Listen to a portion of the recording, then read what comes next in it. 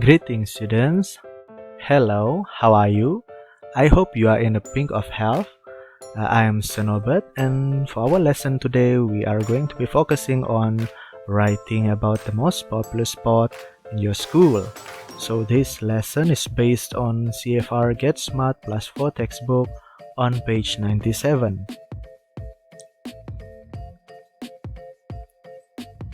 But before we can actually start writing, we need to first plan or draft our writing. So therefore, we shall take a look at several writing guides that will help us to plan and draft our writing. First, you need to write or you need to introduce yourself. For example, hi, my name is and I'm from. So for me, hi, my name is Norbert and I'm from Keningau, okay? Second, tell about one of the most popular sports in your school. For example, back in my primary school days, the most popular sports in my school is badminton, football, and basketball. But since we are only focusing on one sport, so you need to only mention one sport. You may choose whatever sports that you feel is the most popular back or in your school, okay, among the students in your school. And then tell us where do you play this sport.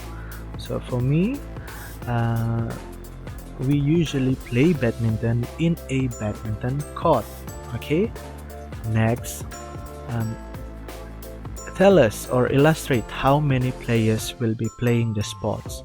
So since I am choosing badminton, so I'm going to mention specifically for the single category, there are going to be one player from both sides who will be competing with each other, okay. Next, talk about the sports equipment. Okay, since I have chosen badminton, so the sports equipment required to play the sport is, of course, a racket and a shuttle. Okay. After that, you need to express about how you feel on that sport. Do you feel is it interesting to you? Is it boring, exciting, competitive, or fun? Okay, this is all about your personal opinions towards the sport. Okay, after all of that, after you have come up with this information, okay, after you have planned your writing based on this writing guides, you just simply transfer the information into the writing template that will be given or provided to you when you are doing this task. So I'm just going to fill in the information.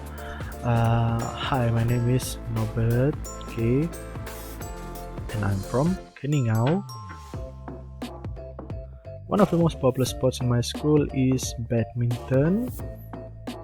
Okay, you play this sport in a badminton court. Okay. After that, there are actually, since badminton I'm focusing towards the single category, so I'm going to use there is one player who will be playing this sport representing both sides, okay. So you may add extra info about the sport. So since I am focusing on the single category of badminton, so I use only one player, okay. Notice that I didn't use R, I use is, and I cut the S at the back of the players. So these are just some important aspects that you need to pay concern, okay. This is the grammatical items when you write. you need to be able to differentiate when to use is, are, when you write. Okay, never mind, we shall discuss about this further in the next slides.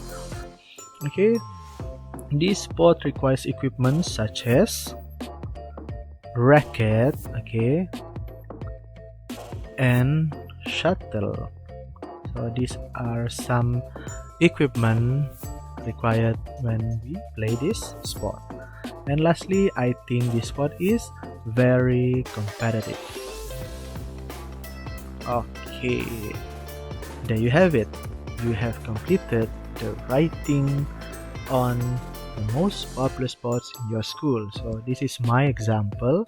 Okay, never mind, you will be given the opportunity to write about your own writing in our class today. So I'm just showing you this example so that you are familiar, you understand how you can actually apply or use this writing template. So it is pretty straightforward. First, you need to prepare your writing plan following these writing guides. Okay, all the information written in red is actually the information required that for you to write, and then just you need to simply you will be required to transfer this information, all of this information written in red, into the writing template, and you will have your own writing and you will complete your writing about the most popular sports in your school. Okay, so it is very straightforward. However, there are several important aspects that you need to pay concern. For example, the grammatical items over here, so we shall take a look at them. So here it is. So the important rules when starting your writing. Okay, as I have mentioned, you need to pay concern towards several aspects of your writing. For example, the grammatical item, when to use is, when to use is, or when to use are. So by the way, these words are words that we usually call as verb be or auxiliary verb. Okay, so is and are verb be. So in order to know when to use is and are, we shall take a look at the rules. So we use verb be in its plural form with plural nouns. For example, there are 6 players in each team. Notice these are the nouns. These are the noun and these are the verb be. Okay, the verb be. Look, 6 players. It is plural. It indicates plurality. Okay, it is referring to more than one person. So when it is more than one person, okay, when it is more than one, we use the verb be are. Okay, meanwhile, take a look at the second example. One player. In your opinion, one player, is it plural or is it singular? Of course, it is singular. It is singular noun. Only one person. Okay, since it is singular, so we are going to use singular verb be alongside with singular noun. So we use the verb be is. So that is how you can differentiate between the verb be is and are and when to use them. Okay, I hope that it is clear now. Next, it is also important to note that when we are mentioning about the place where the sport is being conducted or being played, we tend to use 2 prepositions, on and in. Okay, so when do we use on and when do we use in? Okay, never mind, We shall take a look at them one by one. First, we use the preposition on to refer to an open area, meaning to say it is happening outside of a building. Okay, outside a building. For example, football field. Take a look at this picture over here.